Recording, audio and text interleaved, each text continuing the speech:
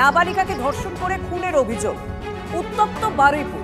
11 বছরের নাবালিকাকে ধর্ষণ করে খুন করা হয়েছে। এলাকারই বেশ কয়েকজনের নাম জড়িয়ে যায়। সুজন, দেশটাতে কি হচ্ছে দেখেছিস? যেন চারিদিকে পুরো রক্তে ভেসে যাচ্ছে। হ্যাঁ ভাই, সেটাই দেখছিলাম, বুঝলি তো। দেখ চারিদিকের বাতাসটা কেমন ভারী হয়ে আছে। এই রাস্তা দিয়ে প্রতিদিন কত মানুষ যায়, তাদের চোখে মুখের দিকে তুই আজকে তাকিয়ে দেখ, তারা যেন সবাই আতঙ্কে আছে। তো আতঙ্ক হবে না? আচ্ছা শুনুন, তুই একটা কথা বল, আমাদের মা বোনেরা কেন স্বাধীনভাবে থাকতে পারবে না? স্বাধীনভাবে কেন তারা ঘুরতে পারবে না?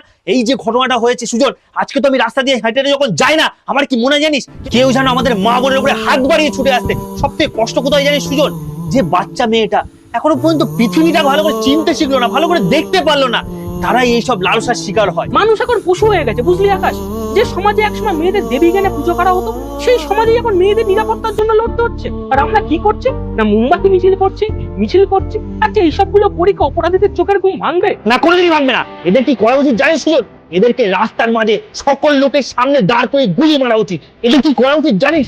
সবার সামনে দাঁড়িয়ে এদেরকে ফাঁসি দেওয়া উচিত। তোর কথাই মানলাম আকাশ, তুই একটা কথা বল, তুই যেটা বল সেটা করলেই কি এই ঘটনাটাই শেষ ঘটনা হবে? না, কোনোদিনই শেষ হবে না। আবার কোথাও না কোথাও এরকম ঘটনা ঘটবে, আবার সেই নিউজ চ্যানেলে দেখাবে, আমরা দর্শক হয়ে শুধু দেখবো। না আকাশ, আমরা দর্শক হয়ে থাকবো না, আমাদের এবার পরিবর্তন আনতে হবে। আচ্ছা তুই বল, আগে যখন এরকম কোনো একটা ঘটনা ঘটতো তখন লোকে কি বলতো, যে মেয়েটা ওখানে কেন গিয়েছিল, এই সময় কেন ওরকম পোশাক পরেছিল? আমাদের এই মানসিকতাটা পরিবর্তন আনতে হবে আকাশ। ঠিকই বলেছিস সুজন, বাচ্চাগুলোকে খালাস পেয়ে যেত, আর মেয়েগুলো সারা জীবনটা লাল ছাপ হয়ে বেড়াতো। ওসব এখন আর হবে না ভাই, এখন সময় বদলেছে। এখন সকালে ধরা হবে, বিকেলে খরচা করে দেওয়া হবে। ঠিকই বলেছিস ভাই, আমি চাই আমার প্রত্যেকটা পাড়ার ছেলে যেন ঢাল হয়ে দাঁড়ায়। শুধু বাড়ির মেয়ের বোন ভাবলে হবে না, রাস্তার প্রত্যেকটা মেয়েদেরকে বোনের নজরে দেখতে হবে। শুধু নিজের বাড়ির মেয়ে নয়, রাস্তার প্রতিটা মেয়েকে যেন তারা নিজের বোন ভাবতে পারে। আর যদি এই মানসিকতাটা না আসে, তাহলে এই দেশটা একদিন শ্মশান হয়ে যাবে। সমাজের যে পিশাচ কীট পতঙ্গগুলো আমাদের চারিপাশে ঘুরে বেড়াচ্ছে, তাদের নোংরা চিন্তাধারা এখনো যদি তারা পরিবর্তন না করতে পারে, তাহলে তাদের অবস্থা প্রভাস মণ্ডলের মতন হতে চলেছে।